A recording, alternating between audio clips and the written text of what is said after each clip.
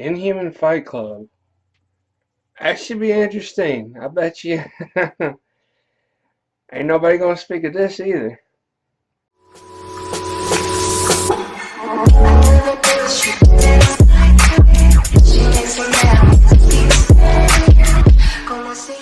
Welcome back, everybody. This is Nephilim Entertainment, and I am your host, L.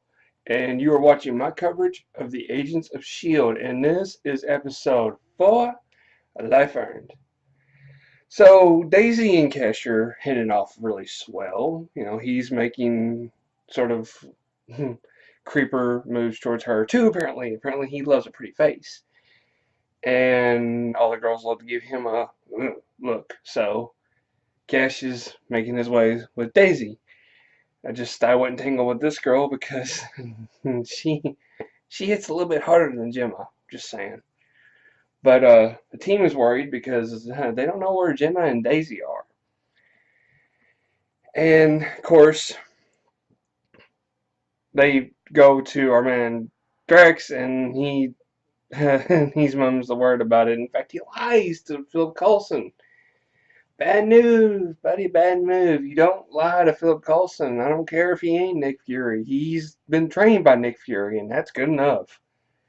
So, with them wondering where Daisy and Gemma are, so that leaves our team sort of a little short-handed, so they're still going to try to make a run for the surface, but they got to figure out how. Meanwhile, Grill is hiring Mack to be sort of his enforcer since his boy Zep left.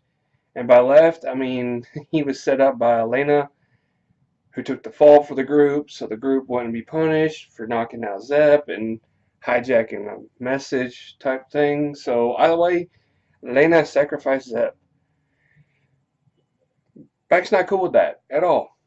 I mean, he loves a girl, don't get me wrong, but he's just not cool with the whole setting up a man to basically die. Because apparently his punishment was basically a death sentence, being sent to the surface of the earth where the roaches roam free. Yeehaw. So, with now the position available, Mack's going to be Grill's new enforcer. It's because he's a big guy, isn't it? Yeah, you like them big guys, don't you? That statement couldn't have been more awkward. But anyway, so while Daisy is basically introduced to Kesh's little Inhuman Fight Club, basically. And there we see a lot of contenders go back and forth with their fighting. One dude shows particular heightened skills. He's able to predict everyone's moves, and pretty much no one can lay a finger on him. Wonder why? Well, he apparently he's your typical guy. Wants to strut his stuff in front of the pretty new girl. So he showcases his abilities by letting Daisy know that, oh, well, I can read minds. Kind of gives you an unfair advantage to the whole fighting, don't you think?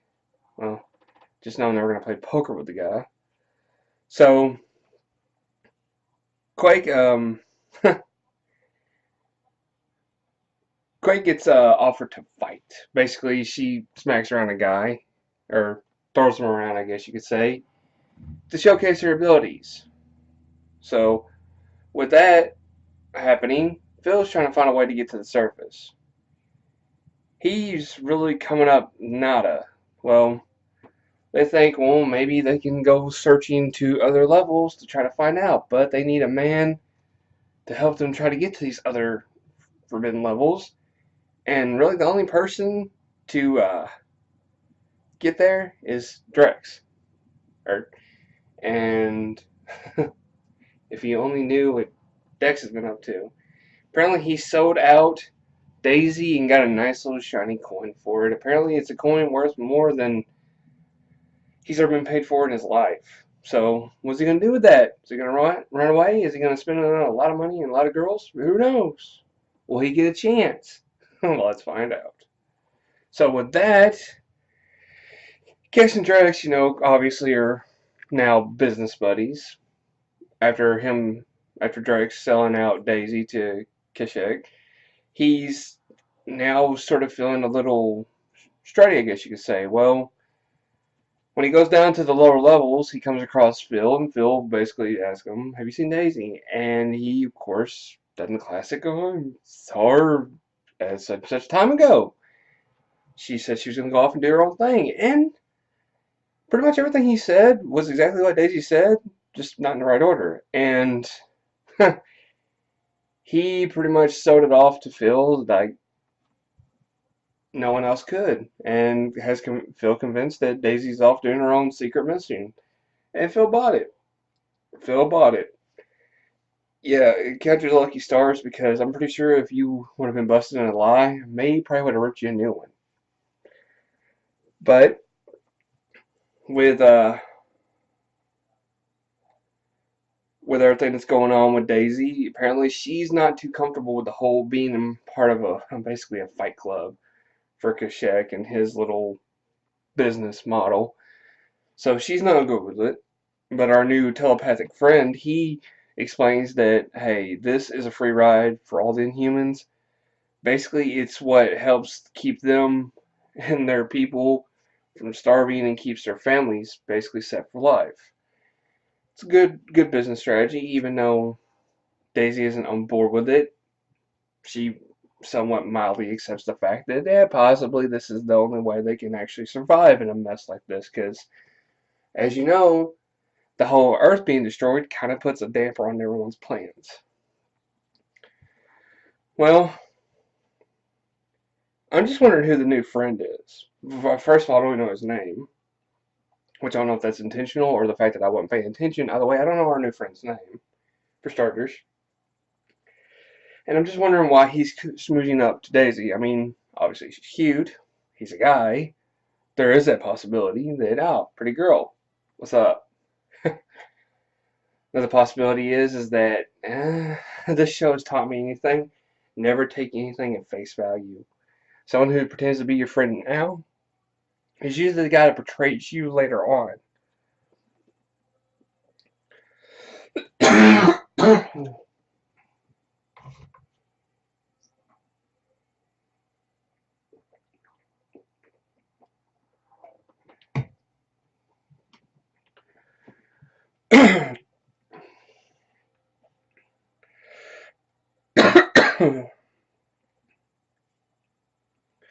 So, Drax pretty much lies to the whole group.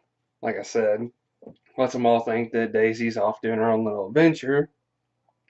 Meanwhile, Mack and Elena have decided to go and basically do what Grill asked, and that's basically throw somebody up for some money that he owes Grill.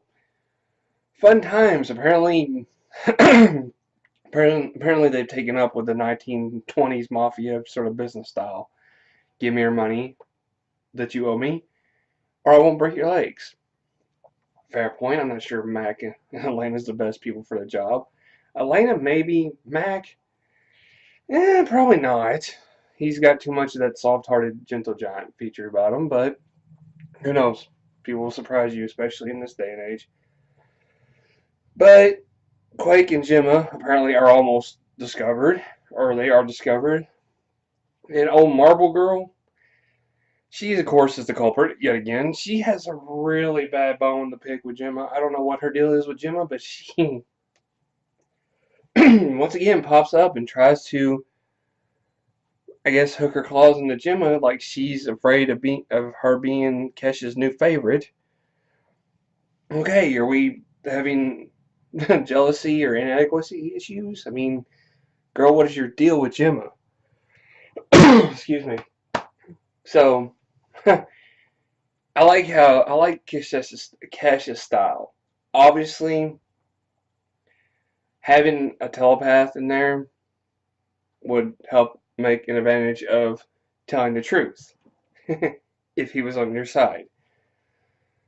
I don't know why, but he actually lies to Kashyyyk, and look, I love how he does it. Look, Kashyyyk first walks up. He's got Gemma to where she can't hear, so obviously that's an advantage with him.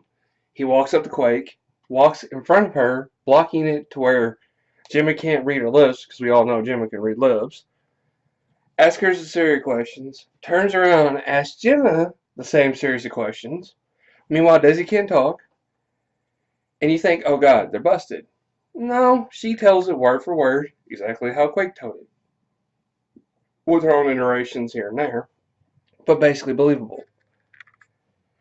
Kashish, Kashak, whatever his name is, I can't ever pronounce his name, believes it hook, line, and sucker. Apparently, our new friend, not only can he read minds, but he can let other people read his. So is your typical telepath. What is the benefit of you lying to your boss? What are you trying to do? Once again, pretty girls. Who knows? He may be hormonal, but then again, he may be trying to sink his talents in for some other reason. Who knows? I don't know, but it poses too many questions right now of what are you gaining from all this? What is your end game, sir? Please, inform us. Well, Phil and May and Dex make it to level 35. Not really sure what's going on up there. Apparently there's some top secret, no one can know kind of stuff going on, and the crew are not exactly in the business of sharing it with everybody. So naturally, Phil and May decide they're going to go investigate. Meanwhile, our new friend has a talk with Daisy about what he read from Kausiss, about his plans for everything. Apparently he wants to milk it dry in humans, sell it, and then pack his stuff and leave, leaving that forsaken place behind him. And that includes destroying it and wiping it from the history of everyone to see. Apparently he is deeply ashamed of where he is at right now. Dude, how'd you even settle for this position anyway? To me, you don't seem like the kind of person that was put there out of your goodwill. So, are you being punished? I mean, I want to know more about your history, especially on Marvel Girl's history, because there's something up with that chick. Well, Gunner's package that he's wanting to get, meanwhile, that's the guy that Grill's trying to get his money from. Gunner has a package. Well, Mack decides that he's going to meet old Gunner and try to figure out what the package is. Phil and May seem to think that it might be a weapon or some form of currency or something to help them in their cause. Dex, on the other hand, knows what it is, or he has a pretty educated guess. What it is a baby. Apparently humans right now are infernal. Or sterile. Not infernal, but they're sterile. They're sterile. Sterile babies. Or they're sterile. So, with that being said, Kausiss now controls how mankind breeds and the babies they produce. He also controls the idea of the possibility of them actually breeding more Inhumans, ergo him having basically more crop to sell. And yes, that means more Inhumans to sell. So, with that, of course, Mack is a little mortified that he threatens a man and his baby. Phil and May are mortified for the fact that mankind now is basically being grown like a crop. And Drax is like, it's just a part of life. It's how we have to accept things, blah, blah, blah. Okay, you're fine with this. You're fine with the fact of not being able to have a child of your own. And you're cool with that. But apparently Mack's not cool with the fact that he threatened a guy and his baby. Of course, he retracts himself. But our dude thought he would, go for a quick jab and hit Mack below the belt. Yeah, you don't do that to Mack. No, you don't do that to Mack. So Mack comes back with vengeance. And when I mean vengeance, I mean a fist to the face. Yeah, old dude gets a couple of his teeth knocked loose, courtesy of Mack. And with that, Drex pretty much explains things of how they are, and like I said, how basically he explains that, kids are basically a form of currency, and that's how people are rewarded. And the money that they get and accumulate, they pretty much buy themselves a child. Well, he Drex then gets busted. And by busted, they go through the files and they find out that they had Daisy's DNA. Well, it was submitted a day prior to when Drex supposedly last seen her. Of course, Philip Collins, being the master sleuth that he is, puts two and two together rather quickly. May ready to kill him. Luckily for Drex, the Krills show up right at this time, so that saves you from one ass kicking. But yet, there's still one in order, and with Philip Collins ready to snatch your ass up, it's coming. It's bound to happen. So, naturally, May goes in, busts up the crew. Phil takes Drex, and he gets the hell out of there. And we find out about Drex's family. Pretty much they all die at some point, and his father was exiled to Earth. And apparently the transmission that came in that our Voyager or our boy Virgil has been listening to, the person's voice sounds a lot like his father, Drex's father. So that's what got Drex's attention and why he was so willing to help Phil and May get to the surface. Apparently, he's thinking that his dad may still be alive. Still no excuse for you to betray Daisy, to lie to everybody, and to lead them on wild goose chases. You, sir, are going to get your ass kicked. And if it's not going to happen by Phil, it's going to definitely happen by May. And if it's not going to happen by either of them, please tell me, Mack and Elena, you are close. So, with his dad being trapped, he's got his own causes or his own reasons to help them get to Earth. But meanwhile, Marble Girl shows up, and her and May begin to fight. Not sure how quickly May gets her ass kicked, but she does, obviously.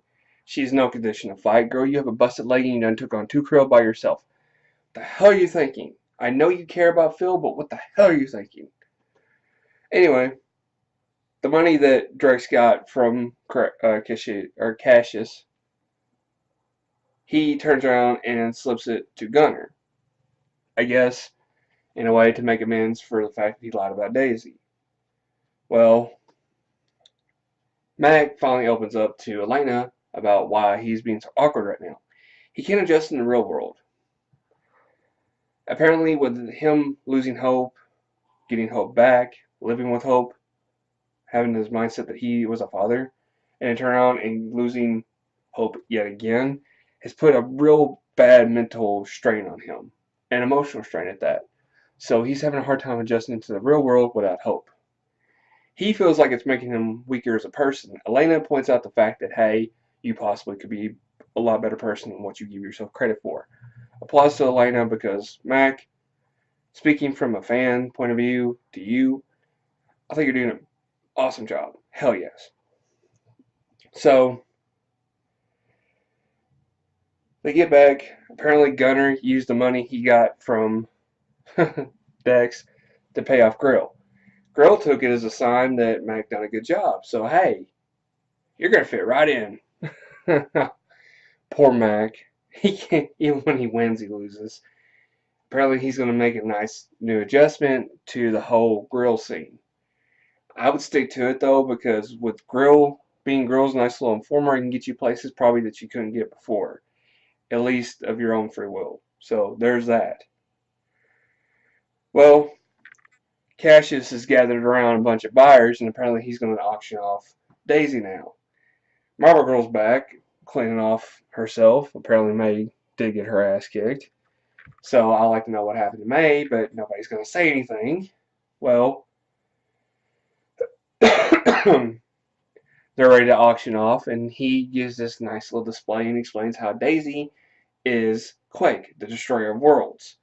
One of the auctioneer's people says, wait, if you say this is Quake, how about a nice little demonstration of the merchandise? And as the auctioneer pulls off his helmet, pulls down his scarf, it is other than Leo Fitz. Fitz?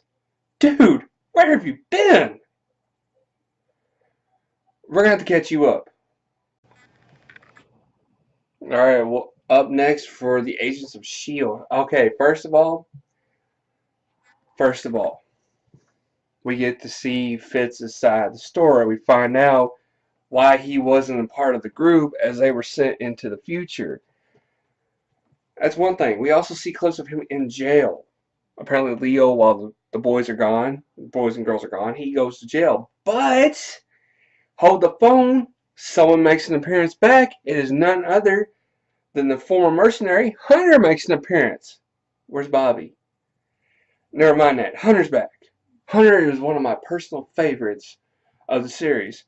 Other than Grant Ward, which I know he has always been a baddie, but Hunter is none other than one of my favorites. He's not an Inhuman, but he's got awesome skills. And this dude is so street level mercenary that he makes all this little spy business look funny and cool. So I cannot wait to see our boy Hunter in action and find out where him and Bobby have been. Did they get remarried? Are they going to have a family? Are they going to do all the mushy stuff? Or is he back to being the lone wolf and is he being a mercenary again? I hope he makes an appearance back. Alright, so that's going to do a wrap for me. Question. What are you more excited about? Seeing Fitz or finding out Hunter's back? But wait, which Fitz are we going to see? Are we going to see the normal kind of emotional Fitz? Or are we going to see the Hydra Fitz? Let me know up here. But that's going to do a wrap for me. Make sure to give me a thumbs up down at the bottom. Subscribe to the bottom of the page for more content. And be sure to leave me a nice little friendly comment down below. And stay tuned to the end of the video for more content. But I'm Metatron URL, and you're watching Nephilim Entertainment. To all you daydreamers and creators out there, keep your heads in the clouds. Peace.